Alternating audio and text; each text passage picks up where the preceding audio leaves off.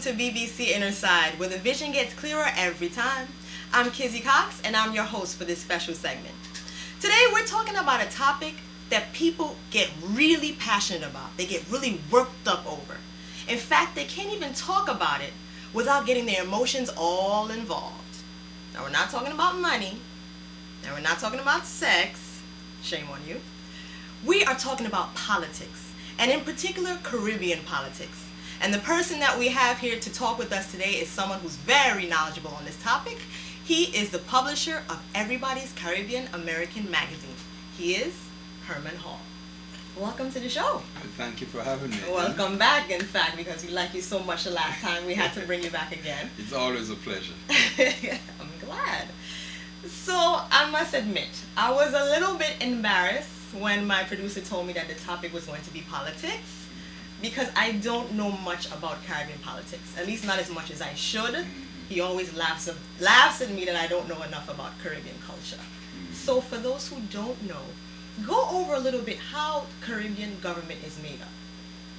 Well, before we go into how they are made up, I want to say just as how people in the Caribbean excitingly looked towards Christmas. You can't wait for Christmas to come, or you can't wait for Carnival to come. The same thing applies for elections in the Caribbean. People just wait. They cannot wait for elections to come. It's not like here where you have to beg people to vote, and young people are not involved. In some Caribbean islands, almost 80% go to the polls. So people, whether it's good or bad, I'm not saying it's good or bad or positive or negative. It is just that when it comes to Caribbean politics, the smaller the island, the more exciting the politics is. And the Caribbean man and the Caribbean woman, he or she loves to talk about Caribbean politics. And in this case, I'm specifically speaking about politics in the CARICOM, or the English-speaking Caribbean. Right. Okay. So I know in the English-speaking Caribbean, they have a parliament, they have a prime minister. Some people have presidents, some people don't. How do they all work together? Well, again, you have to remember, you cannot take the entire English-speaking Caribbean as a single entity when it comes to politics, because each island is its own nation. So neighboring Trinidad and Tobago is a republic, and Jamaica remains within the British system, meaning it's independent, but the Queen is titular head of state. Right. Now, all of Trinidad was once part of Great Britain. So in the Caribbean, in the English-speaking Caribbean, you have Guyana, Dominica, and Trinidad and Tobago, who opted to get rid of the Queen as the head of state. Really? Right, which is nothing wrong. Right, but they're still in the Commonwealth of Nations. And then you have the other islands or nations like Grenada, St. Vincent, Jamaica. They remain with the Queen. So what does a Commonwealth mean in terms of how they relate to the Commonwealth is essentially is on a much broader level. The Commonwealth are the former nations, or the nations that were once colonies of Great Britain, with the exception of the United States. So in other words, there was a time Britain was the greatest power on earth.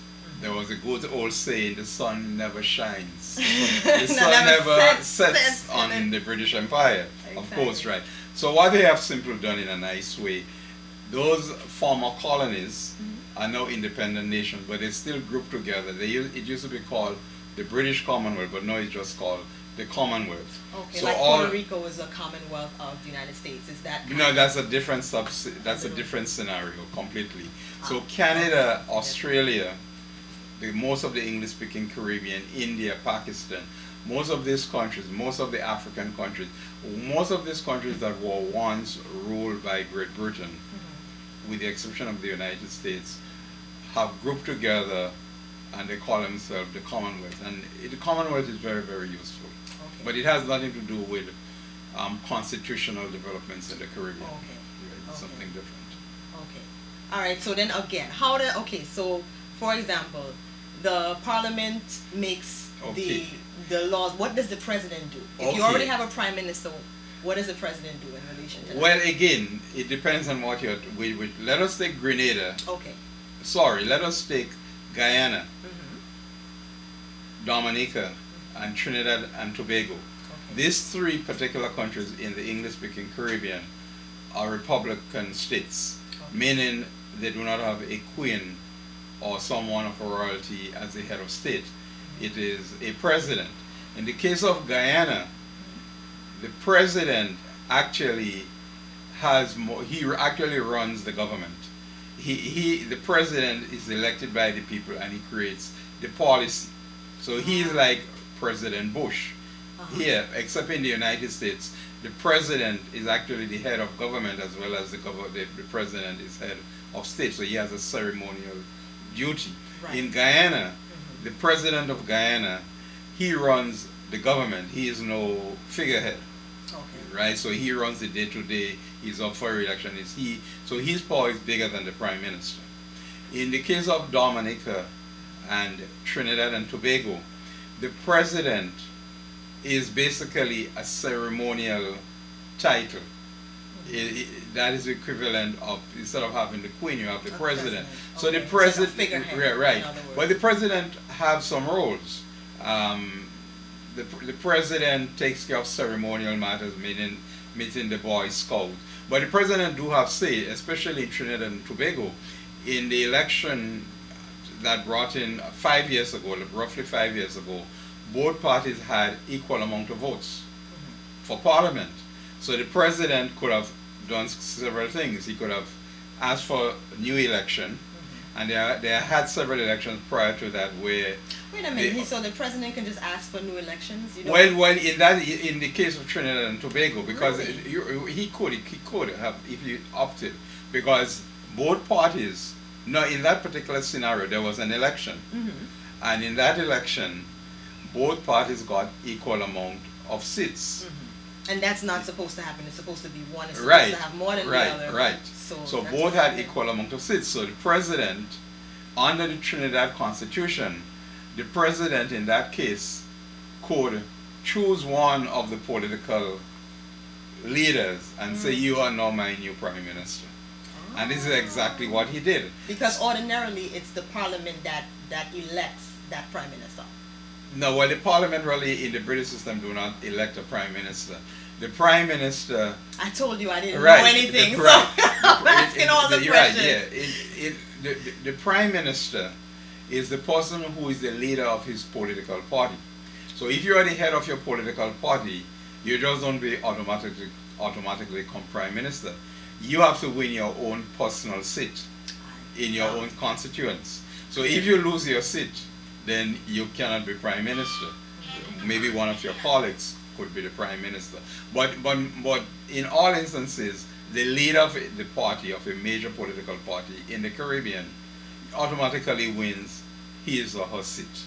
Okay. So that is in the case of the Republican side. But it's slightly different. So Trinidad is slightly different, for example, to Dominica. They also have a president, or it's slightly different to Guyana, where in Guyana, the president is the man who runs the government.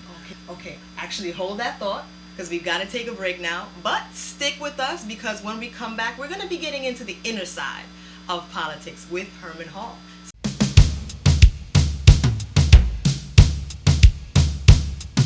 In case you're just joining us, we are talking about a hot topic today, politics.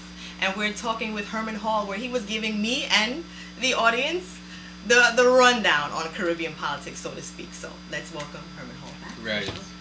Okay, so you were talking about... Right, so we just finished speaking about the Republican side. Okay, but then in the same Caribbean, you still have independent nations. They have left Britain, they achieved their independence, but they have maintained the Queen of England as the titular head of state. Okay. And in the Queen of England is represented by a Governor General. Right? So the Governor General really serves on the pleasure of the Queen. But it is the Prime Minister, the ruling government of the day, who recommends to the Queen that such and such is appointed Governor General. But once the person is appointed Governor General, the person is really serving on the pleasure of the Queen. So if, for example, the Prime Minister falls out with the Governor General, and he no longer wants the governor general, he cannot fire the governor general. The has prime minister has to advise the queen that she should withdraw her servant and replace her servant or representative by another person, obviously of the prime minister's choosing. Right. So this is what it is about constitutional government. But again, that does not mean the figure of the governor generals don't have major constitutional responsibility. Okay. In 1983, when the United States invaded or rescued Grenada, some people say invasion, some people say rescue mission. Okay. Now, in the United States, if you go to the Pentagon, I've been to the Pentagon several times, they don't say they rescued Grenada. They said they had a military success. They invaded Grenada. This is in the United States. Okay. In intra-politics, the Grenadians love to say that the United States rescued. But in any event, in 1983, when the prime minister was assassinated and his cabinet members, when the United States invaded, the only person left in the country with some sort of constitutional authority was the governor general. Okay. And the governor general was representing the queen. So when the first person the Americans tried to rescue or to protect was the governor general, and it was the governor general who then wrote whatever letter or whatever he was supposed to do to formally invite the Americans in. So we mentioned a little bit about Trinidad and Tobago. We mentioned something about Guyana. Right. So we can't really talk about those countries without mentioning race and what race kind of has to do with politics and how people feel about that. What are your thoughts on that? Well, again, it's different. There is no question about it that when we're born, racism is in us when we're born, to be very honest, because I remember when I was about 4 or 5 in Grenada, I knew what was racism, and it had nothing to do with black and white. It had to do with the Indians and Africans. And because that's what you grew up with. I detected. But I think in the case of Guyana, there was obviously differences in the race, there's no question about it. But one has to remember that this was deliberately given and encouraged by the United States way back in the 60s. And again, that's a whole history, a whole textbook. You see, someone who don't really have studied the history may say, well, what you are talking is nonsense. But 40 years later, all these things are now declassified. It was part of the Cold War. Okay. So, for example, in the 50s, there were 2 major leaders in Guyana. There was a man named Sheddy Jagan, and he was a communist, is what he said he was. Okay. And Castro had just taken over in Havana. So Winston Churchill, the Prime Minister, Kennedy, and the big boys Eisenhower, didn't want him to take power. Right, and they said, well, we better to create insurrection, let's play the race card. So the race card really didn't start here. The race card perhaps is something that was created perhaps by American intelligence, and that really created it, that has mushroomed out of control, right? In the case of Trinidad, you hear about those things. Although I think, to be very honest with you, I think those things in the case of Trinidad is highly exaggerated. But that is really. I don't know. I think there are people at home who are saying, "No way, he can't." Well, again, that's not true. But when you dissect everything, for example, let us take Trinidad. Okay. The original, the modern day political party was started by Dr. Eric Williams. There were other parties before that were started by Uriah Buzz Butler. Okay, these are great labor union movement and so forth. But the first scholar was Dr. Eric Williams, and he founded, you can say, the modern political party, the PNM, People's National Movement. But while it is true that was considered as the party of most people of African origin in Trinidad and Tobago, when you look at the PNM and the PNM government, for most of the time that Eric Williams lived, they all were dominated by Indians. Really? How? Really? Back. We will return on that thought. Stick with us. We are talking about corruption next. Something that we are very familiar with here in the States as well.